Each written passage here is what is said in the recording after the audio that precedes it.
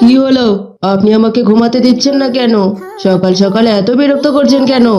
দেখো দেখো, সকাল হয়ে গেছে, ফজরের আজানও দিয়ে দিয়েছে। সব মানুষ ঘুম থেকে উঠে গেছে আর নামাজও আদায় করছে। আর তুমি কি না এখনো শুয়ে আছো? ওহ আপু, আমার সকালবেলা প্রচুর ঘুম থাকে চোখে। আপনি পড়ে নিন, আমার ভালো লাগছে না। আমি এখন ঘুমাবো, আমার উঠতে অনেক দেরি হবে। কিন্তু আব্দুল্লাহ, তোমার জন্য তো নামাজ ফরজ হয়ে গিয়েছে। তোমার তো নামাজ পড়া উচিত। আব্বাজানের সাথে গিয়ে তোমার মসজিদে নামাজ পড়া উচিত। তুমি কি দেখো না, আমি আম্মিজানের সাথে প্রতিদিন নামাজ পড়ি। নামাজ না পড়ার ভয়াবহতা সম্পর্কে তুমি কি জানো না? ওহ, জানি না তো, কিন্তু জেনেও তো মানুষ কত কিছুই করে। আমি ছোট মানুষ, নামাজ না পড়লে এমন কিচ্ছু হবে না। আমাকে মাফ করে দেবেন। আপনি দয়া করে আমাকে আর বিরক্ত করবেন না, একটু ঘুমাতে দিন তো। আব্দুল্লাহ, তুমি ছোট মানুষ সেটা কে বলেছে? তুমি এখন যথেষ্ট বড় হয়েছো, তোমার উপর নামাজ ফরজ হয়ে গিয়েছে। রাসূলুল্লাহ সাল্লাল্লাহু আলাইহি ওয়াসাল্লাম বলেছেন, 7 বছর বয়স হলে তোমরা তোমাদের সন্তানদের নামাজের জন্য নির্দেশ দাও এবং 10 বছর হলে তাদেরকে প্রহার করো আর তাদের বিছানা পৃথক করে দাও। এখন তুমি বলো, তোমাকে কি করা উচিত? আপনি কি তাহলে আমাকে এখন মারবেন? এই ছেলেটা অনেক বেশি কথা বলে। আমি তোমাকে কেন মারবো? আমি তোমাকে বোঝানোর জন্য এসেছি। তুমি তো আমার কোনো কথাই শুনলে না। আচ্ছা, তোমাকে আমি পরে বলবো। আগে আমি আমার নামাজটা শেষ করে আসি, নামাজের সময় চলে যাচ্ছে। আব্দুল্লাহকে এসব কথা বলে রুকাইয়া একটা জায়নামাজ বিছিয়ে তাতে নামাজ পড়ে নেয়। অন্য একটি রুমে রুকাইয়ার মা নামাজ আদায় করছে এবং রুকাইয়ার বাবাও নামাজের জন্য ঘর থেকে বেরিয়ে যায়। এদিকে রুকাইয়ার নামাজ পড়া শেষ করে মায়ের রুমে প্রবেশ করে। আসসালামু আলাইকুম আম্মি জান, কেমন আছেন? ওয়ালাইকুম আসসালাম। আলহামদুলিল্লাহ, আল্লাহর রহমতে বেশ ভালো আছি। তুমি কেমন আছো মা? আমিও আলহামদুলিল্লাহ খুব ভালো আছি। নামাজ পড়া শেষ হয়েছে? তাহলে আমি আপনার সাথে একটু কথা বলতে পারি? হ্যাঁ হ্যাঁ, আমার নামাজ তো শেষ। অবশ্যই, তুমি বলো না কি বলবে। আমি জান, আব্দুল্লাহ প্রতিদিন শুয়ে থাকে। সকাল হলে একদিনও নামাজ পড়তে চায় না। আপনারা কি পারেন না তাকে নামাজ পড়তে বলতে? আব্বু জান প্রতিদিন নামাজে চলে যায়, ওকেও তো সাথে করে নিয়ে যেতে পারেন। আমি আর কি করব বলো, তুমি তো জানোই তোমার ভাই কতটা জেদি। বললেও সে কোনো কথাই শোনে না। তোমার আব্বু বলে, আমিও বলি, কিন্তু কে শোনে কার কথা। কিন্তু আমি জান, এটা অনেক বড় গুনাহ। প্রাপ্তবয়স্ক ছেলে মেয়েদের উপর নামাজ পড়া ফরজ হয়ে যায়। আব্দুল্লাহ এখন যথেষ্ট বড় হয়েছে আর রোজ আমরা সবাই সকাল হলে নামাজ পড়ি। আব্দুল্লাহ শুয়ে থাকে, সেটাই বা কেমন দেখায়? আপনি দেখেছেন সকাল হলে পশু পাখিরা পর্যন্ত আল্লাহ তাআলাকে ডাকতে থাকেন। সন্তানরা বিমুখ হলে তাদেরকে সঠিক পথ দেখানোর দায়িত্ব কিন্তু বাবা মায়েরই। দুঃখিত, আমি ছোট হয়ে অনেক বেশি বলে ফেলেছি, কিন্তু আব্দুল্লাহ যা শুরু করেছে না, আমি তো না বলে পারছি না। আচ্ছা মা, ঠিক আছে, আমি আব্দুল্লাহকে বলবো না আসলে এবার আমি ওকে মারবো। ঠিক আছে তো? ভালো কথা। তুমি ফজরের নামাজের পরে কোরআন তেলাওয়াত করো কি? ফজরের নামাজের পর কিন্তু কোরআন তেলাওয়াত করা অনেক উত্তম। শুকরিয়া জানানোর জন্য, কিন্তু আপনি জেনে খুশি হবেন যে আমি প্রতি ফরজ নামাজের পরে কোরআন তেলাওয়াত করি। মাঝে মাঝে একটু একটু কারণে অকারণে হেলা করি, তবে ইনশাআল্লাহ সামনে আর কখনোই এমনটা হবে না। ইনশাআল্লাহ। আচ্ছা চলো, এবার আমরা আমাদের খাবার তৈরি করার কাজ শুরু করে দেই। তুমি ঘর ঝাড়ু দিয়ে নাও আর আমি রান্না বসিয়ে দিচ্ছি। তোমার আব্বুজান এসে নাস্তা খেতে চাইবে। আর হ্যাঁ, অবশ্যই সব কাজের শুরুতে বিসমিল্লাহ বলবে, কেমন? আচ্ছা আচ্ছা আম্মি জান, ঠিক আছে। আমার সময় হইল না। আসরের আজান দিল আর এদিকে আব্দুল্লাহ টিভি দেখছিল, তাও আবার সাউন্ড বাড়িয়ে দিয়ে। তখনই ভেতর থেকে আব্দুল্লাহর মা রেগে গিয়ে বলল, এসব কি হচ্ছে কি আব্দুল্লাহ? কেন মা, কি হয়েছে? আমি কি কোনো অন্যায় করেছি? অবশ্যই তুমি অন্যায় করেছো। তুমি কি শুনতে পাচ্ছ না? এখন আসরের আজান দিচ্ছে। তোমার এখন টিভি বন্ধ করা উচিত বাবা। তুমি কি জানো না আজানের সময় আল্লাহ তাআলা দুনিয়ার যাবতীয় সমস্ত কাজকর্ম বন্ধ করতে বলেছেন। ঠিক আছে, কিন্তু টিভিতে একটা গুরুত্বপূর্ণ ম্যাচ হচ্ছে আর আমার এই ম্যাচটা বাদ দিতে একদমই ইচ্ছে হচ্ছে না। আমি সাউন্ড কমিয়ে শুনছি। একদমই না, তুমি টিভিটা অফ করবে এবং এক্ষুনি আজানের জবাব দেবে। আজানের জবাব? হ্যাঁ, আজানের জবাব।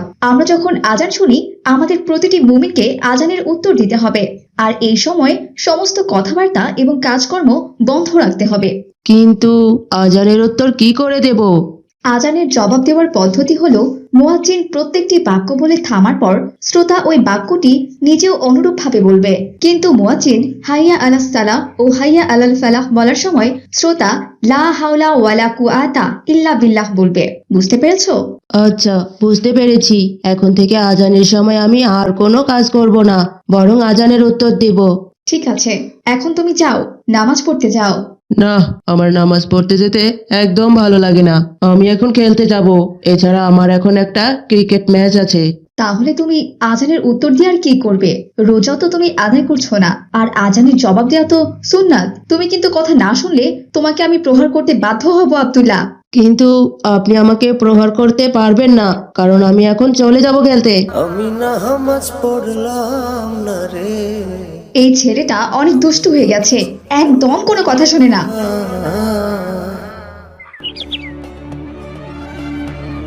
পরের দিন বিকেল বেলা আব্দুল্লাহ বসে টিভি দেখছিল। তখন আব্দুল্লাহর বয়সী দুটো ছেলে রুমে প্রবেশ করে। আব্দুল্লাহ, আব্দুল্লাহ, শুনতে পাচ্ছ তুমি? আসসালামু আলাইকুম। আলামিন, ওমর, তোমরা? ওয়ালাইকুম আসসালাম। কেমন আছো? আলহামদুলিল্লাহ, ভালো আছি। তোমরা? আলহামদুলিল্লাহ, আমিও ভালো আছি।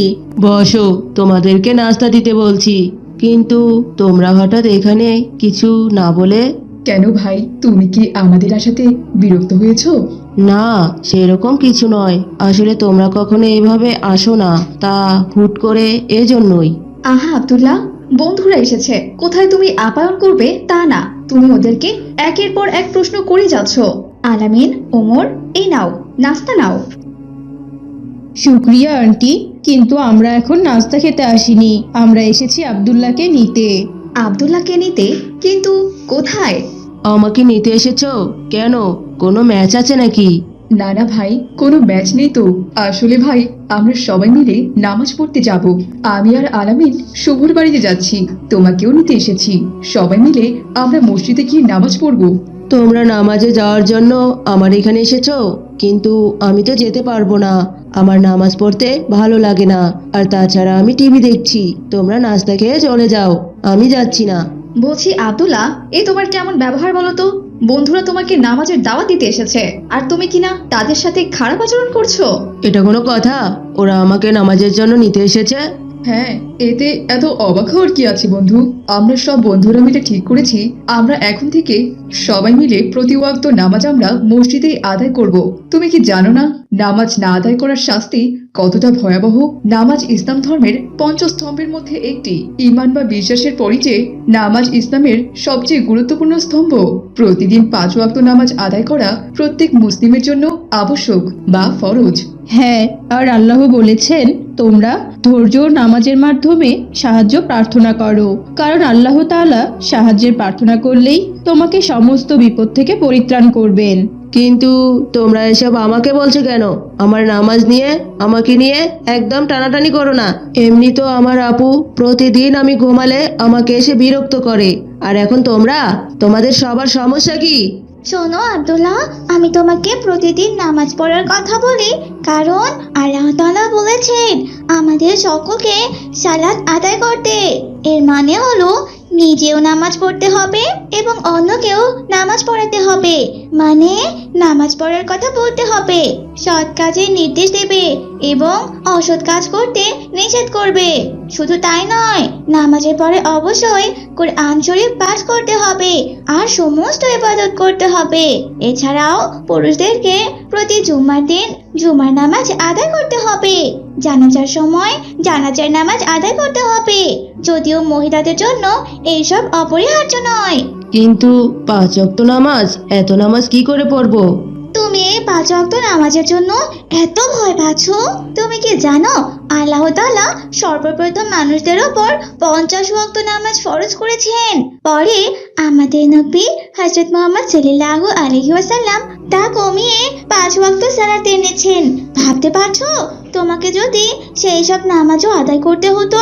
5 ওয়াক্ত নামাজ আদায় করা কি তাহলে খুব কঠিন হয়ে গেল? দুনিয়ার সকল কাজই তো করছো। না করলে কি কোনো কঠিন শাস্তি আছে? অবশ্যই আছে। দুনিয়াতে তো তুমি অনেক শাস্তি পেয়ে যাবে। নামাজ যারা আদায় করে না, পৃথিবীতে তাদের কোনো উন্নতি হয় না। তাদের চেহারা থেকে নেককারের নূর সরিয়ে দেওয়া হবে। জীবনে কোনো বরকত হবে না, এদের কোনো দোয়াও কবুল হবে না। এছাড়া মৃত্যুর সময় তারা কঠিন কষ্ট পেয়ে মৃত্যুবরণ করবে। মৃত্যুর পর তাদের চিরস্থায়ী জাহান্নামে নিক্ষেপ করা হবে। আর জাহান্নাম কি ভয়াবহ সেটা তো তুমি অবশ্যই জানো। হ্যাঁ আব্দুল্লাহ, ভুলে গেছো?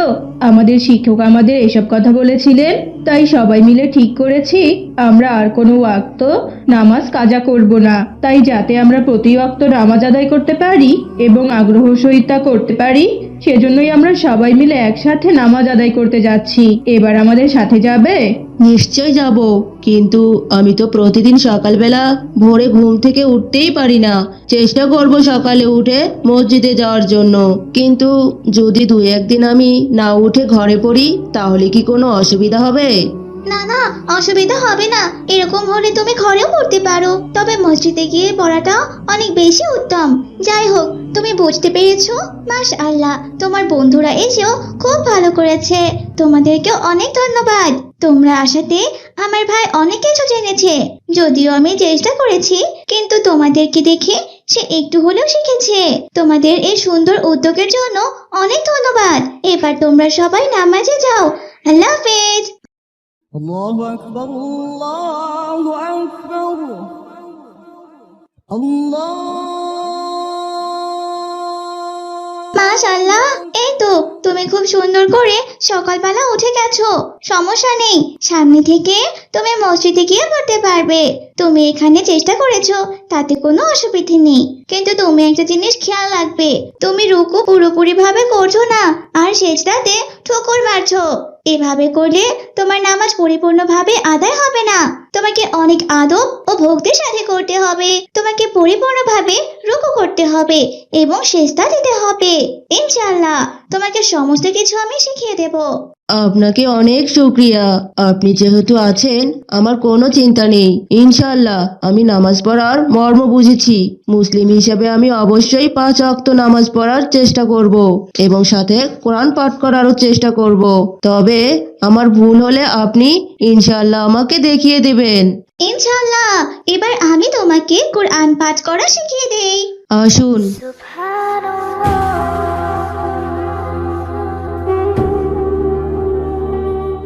ইছামতি নদীর পাশে ইসলামপুর গ্রাম। সেই গ্রামে কালাম নামের এক লোক বাস করত।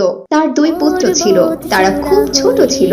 বড় ছেলের নাম ছিল ওমর ফারুক আর ছোট ছেলের নাম ছিল আব্দুল্লাহ। কালাম ইছামতি নদীতে মাছ ধরে তা বিক্রি করত, আর মাছ বিক্রির টাকা দিয়ে তাদের সংসার চলতো। মজার ব্যাপার হচ্ছে, কালাম যখন মাছ ধরতে যেত তখন সে তার 2 ছেলেকে সাথে করে নিয়ে যেত, কারণ আব্দুল্লাহ আর ওমর দুজনেই মাছ ধরা দেখতে ভীষণ পছন্দ করত। এমনই একদিনের কথা। সকাল হয়ে গেছে, তাড়াতাড়ি আল্লাহর নাম নিয়ে মাছ ধরতে বের হই। আব্বুজান আমি যাব, আমাকে তুমি নিয়ে যাও। মাছ যখন ছিপে ওঠে তখন সেই দৃশ্য দেখতে কি যে ভালো লাগে। ভাইয়া, শুধু আপনি নন, আমিও আব্বুজানের সাথে যাব। হ্যাঁ বাবা, তোমরা অবশ্যই যাবে। আমি তো তোমাদের রোজই সাথে নিয়ে যাই। তোমরা সাথে থাকলে আমারও খুব ভালো লাগে। 2 ভাই তো খুব বায়না ধরেছো। আচ্ছা ঠিক আছে, যাবে যাও। তবে হ্যাঁ, এখন কিন্তু বর্ষাকাল, নদীতে অনেক পানি। নদীর কিনারায় থাকবে, কেমন? মাঝখানে কিন্তু একদম যাবে না। তোমাদের 2 ভাইকে নিয়ে আমার যে খুব ভয় হয় বাবা। আরে বিবিজান, আপনি এত ভয় পাচ্ছেন কেন? আপনি রোজ 5 ওয়াক্ত সালাত আদায় করেন, কোরআন তেলাওয়াত করেন। আপনার দোয়া তো সবসময় আমাদের সাথেই আছে। তাছাড়া আমাদের পরিবারের ওপর আল্লাহ তাআলার অশেষ রহমত আছে। আমাদের কিচ্ছু হবে না ইনশাআল্লাহ। তা তো ঠিক আছে, কিন্তু আমি যে মা, সব সময় বাচ্চাদের জন্য আমার দুশ্চিন্তা হয়। ও আচ্ছা, খুব ভালো তো। শুধু বাচ্চাদের জন্যই দুশ্চিন্তা হয় বুঝি? আরে না না, আপনার জন্যও দুশ্চিন্তা হয়। হয়েছে হয়েছে, আর বলতে হবে না, আমি সবই জানি। যদি আপনি জানেনই, তাহলে কেন ঠাট্টা করছেন বলুন তো? আরে বেগম, আপনার সাথে ঠাট্টা করবো না তো কার সাথে ঠাট্টা করবো বলুন? ওই প্রতিবেশীর সাথে। ওহো, আপনিও না। এরপর কালাম তার 2 ছেলেকে নিয়ে মাছ ধরতে যায়। নামাজকে বলো না আব্বুজান, আমারও না মাছ ধরতে খুব ভালো লাগে। তা তো আমি জানি বাপজান। যাই হোক, এখন আপনারা দুজন আমার পেছনে দাঁড়িয়ে দাঁড়িয়ে মাছ ধরা দেখুন কেমন। আর হ্যাঁ, একদম দুষ্টুমি করবেন না, ঠিক আছে? তাছাড়া খুব বেশি কথাও বলবেন না, নয়তো মাছেরা পালিয়ে যাবে। আচ্ছা আব্বুজান, ঠিক আছে। এই বলে কালাম মাছ ধরতে থাকে। অনেকগুলো মাছ নিয়ে বাড়িতে আসে। হাফসা, বিবিজান, আমরা অনেক মাছ নিয়ে এসেছি, দেখুন। আসসালামু আলাইকুম। মাশআল্লাহ, অনেকগুলো মাছই তো পেয়েছেন আপনি। ওয়ালাইকুম আসসালাম। এই মাছগুলো নিন, আর আমার জন্য এক গ্লাস পানি আনুন। পানি পান করলে আল্লাহ তাআলার রহমতে সমস্ত ক্লান্তি দূর হয়ে যায়। এরপর হাফসা কালামকে পানি এনে দেয়। কালাম বিসমিল্লাহ বলে পানি পান করেন। আচ্ছা, এতগুলো মাছ আমরা কি করব? সব মাছই কি আমরা খাবো? জি না বিবিজান, কিছু মাছ খাওয়ার জন্য রেখে দিন, আর বাকিগুলো আমি বিক্রি করতে নিয়ে যাব। বিকেলবেলা কালাম বাজারে মাছ বিক্রি করতে চায়। আসুন আসুন ভাই বোনেরা, মাছ নিয়ে যান। আসুন, তাজা তাজা মাছ নিয়ে যান। আমাদের ইছামতি নদীর মাছ। নদীর টাটকা টাটকা মাছ খান আর সুস্থ থাকুন। আসুন আসুন। আসসালামু আলাইকুম কালাম ভাই, আজ তো দেখছি ভালোই মাছ পেয়েছেন। তাই 1 কেজি মাছ কত করে বিক্রি করছেন? ওয়ালাইকুম আসসালাম। জি ভাই, সবই আল্লাহর ইচ্ছা। মাত্র 200 টাকা কেজি ভাই। 200 টাকাতে নদীর মাছ পাবো? এটাই তো অনেক। আপনি বেশি টাকা লাভ করেন না, তাই রোজ রোজ আপনার দোকানেই আসি। যাই হোক, 2 কেজি মাছ দিন তো ভাই। এরপর কালাম শফিককে মাছ দেয়, আর শফিক টাকা দিয়ে সেখান থেকে চলে যায়। কিছুক্ষণের মধ্যেই কালামের দোকানের সমস্ত মাছ বিক্রি করা হয়ে যায়। সে খুশি মনে বাজার নিয়ে বাড়িতে ফেরে। আসসালামু আলাইকুম, আপনি এসেছেন? সব মাছ বিক্রি করা হয়ে গেছে? ওয়ালাইকুম আসসালাম। জি বিবিজান, আলহামদুলিল্লাহ। বাবা ওমর, বাবা আব্দুল্লাহ, চলো বাবা ছেলে মিলে মাগরিবের সালাত আদায় করে নেই। বিবিজান, আপনিও চলুন, একসাথে সালাত আদায় করব। এরপর তারা সালাত আদায় করে ঘুমিয়ে পড়ে। পরের দিন সকালবেলা কালাম তার 2 ছেলেকে নিয়ে নদীতে মাছ ধরতে যায়। অনেকক্ষণ ধরে সে নদীতে মাছ ধরার চেষ্টা করে, কিন্তু আজকে তার জালে কোনো মাছই ওঠে না। কি ব্যাপার, কিছুই তো বুঝতে পারছি না। রোজ রোজ কত মাছ ধরি, আর আজ কিনা জালে একটা মাছও উঠছে না। বুঝতে পেরেছি, এবার হয়তো মাছ নদীতে যেতে হবে। চলো আমার বাজান, তোমাদের সাথে নিয়েই যাই। তাছাড়া এখানে দাঁড়িয়ে থেকে তোমরা আর কি বা করবে? এরপর তারা 3 জন নৌকায় করে নদীর মাঝখানে যায়। মাঝ নদীতে অনেক ঢেউ ছিল। কালাম জাল ফেলে অপেক্ষা করছিলেন মাছের জন্য। এদিকে তারা 2 ভাই দেখতে পেল দূরে একটা বড় কুমির সাঁতার কেটে কেটে তাদের দিকেই আসছে। ইয়া আল্লাহ, আব্বুজান, ওই দেখুন, একটা কুমির আমাদের নৌকার দিকে আসছে। আল্লাহ, তাই তো দেখছি। আমাদের এখানে থাকা আর একদমই ঠিক হবে না। চলুন, এক্ষুনি এখান থেকে পালাতে হবে। এই বলে কালাম বৈঠা নিয়ে নৌকা চালিয়ে নদীর তীরে পৌঁছানোর চেষ্টা করে, কিন্তু কুমিরটি খুব দ্রুত তাদের নৌকার কাছে চলে আসে আর নৌকাটি ডুবিয়ে দেয়। একদিকে ওমর এবং আব্দুল্লাহ পানিতে পড়ে বাঁচার চেষ্টা করে, আর অন্যদিকে হে আল্লাহ, এ তুমি কোন বিপদে ফেললে? এখন আমি কি করব আল্লাহ? নিজেই বা বাঁচবো কি করে, আর ছেলেদের বা কি করে বাঁচাবো? আব্বুজান, আব্বুজান, আমাকে বাঁচান, আমাকে বাঁচান। আব্বুজান, আমি আর সাঁতার কাটতে পারছি না। আমি যে হাঁপিয়ে গেছি, আমাকে বাঁচান। আব্দুল্লাহর কথা শুনে কালাম আব্দুল্লাহর কাছে যায় আর তাকে নিয়ে সাঁতার কাটতে থাকে। এদিকে ততক্ষণে কুমিরটি এসে ওমরকে গিলে খায়। এসব দৃশ্য দেখে কালাম আব্দুল্লাহকে নিয়ে নদীর তীরে উঠে আসে। হায় আল্লাহ, এ আমি কি করলাম আল্লাহ? আমি আমি আমার ওমরকে যে হারিয়ে ফেললাম। সব আমার দোষ। বেশি মাছের আশায় আজ যদি আমি মাছ ধরতে না যেতাম, তাহলে আজ আমি আমার ছেলেকে হারাতাম না। চলো বাবা, বাড়িতে ফিরে যাই।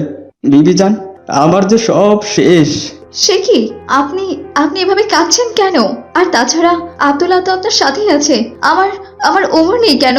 সে কোথায়? এরপর কালাম হাফসাকে সব কথা খুলে বলে। ইয়া আল্লাহ, আমার কলিজার টুকরা ছেলের এ কি হয়ে গেল? হাফসা, উঠো উঠো হাফসা। বাবা আব্দুল্লাহ, তাড়াতাড়ি 1 গ্লাস পানি নিয়ে এসো। শুনুন না, আপনি আমার ওমরকে এনে দিন। ওকে ছাড়া আমি কি নিয়ে থাকবো? হে আল্লাহ, তুমি কেন আমার থেকে আমার ছেলেকে কেড়ে নিলে? আমি তো 5 ওয়াক্ত নামাজ পড়ি, কোরআন পড়ি। তুমি তার ওসিলায় হলেও ওমর ওমরকে ফিরিয়ে দাও। ইউনুস আলাইহিসসালামকে যেভাবে মাছের পেটে 40 দিন জীবিত রেখেছিলে, ঠিক তেমনি তুমি আমার ওমরকেও কুমিরের পেটে হেফাজতে রেখো। কান্নাকাটি করে আর লাভ নেই বিবিজান, আল্লাহকে রাখুন। মায়ের দোয়া যে আল্লাহর দরবারে সাথে সাথে কবুল হয়। কালাম এর কথা মতো হাফসা নামাজ পড়তে থাকে, আর এইদিকে হে আল্লাহ, আমি কুমিরের পেটি থেকে কিভাবে শ্বাস নিতে পারছি আর কিভাবেই বা কথা বলতে পারছি? তবে কি আমার মা আমার জন্য আল্লাহর কাছে দোয়া করছে? ওমর এসব কথা বলতেই আল্লাহর ইচ্ছায় কুমিরটি তীরে আসে এবং ওমরকে পেট থেকে বের করে দেয়। আল্লাহু আকবার, আল্লাহু আকবার। আমি তো নদীর পাড়ে আছি, কিন্তু বাড়িতে ফিরবো কি করে? আমি তো বাড়ির পথ চিনি না। ওমর একথা বলতেই তার সামনে একটা জাদুই গালিচা এসে হাজির হয়। ওমর গালিচায় বসলে সেই গালিচা তাকে বাড়িতে নিয়ে আসে। আমি আমি এসে গেছি। আল্লাহর রহমতে আমার কোনো কিচ্ছুই হয়নি। আমি জান। ইয়া আল্লাহ, ভাইয়া ফিরে এসেছে। ওমরকে দেখে তার মা তাকে জড়িয়ে ধরে আদর করতে থাকে। এভাবেই মায়ের দোয়ার কারণে ওমর ফারুক অক্ষত থাকে, আর আল্লাহর উপর তাদের বিশ্বাস ও ভরসা আরো দৃঢ় হয়। তো বন্ধুরা, আমাদের আজকের গল্পটি আপনাদের কাছে কেমন লেগেছে? গল্পটি ভালো লেগে থাকলে অবশ্যই আমাদের ছোট্ট চ্যানেলটি সাবস্ক্রাইব করে দেবেন। ধন্যবাদ।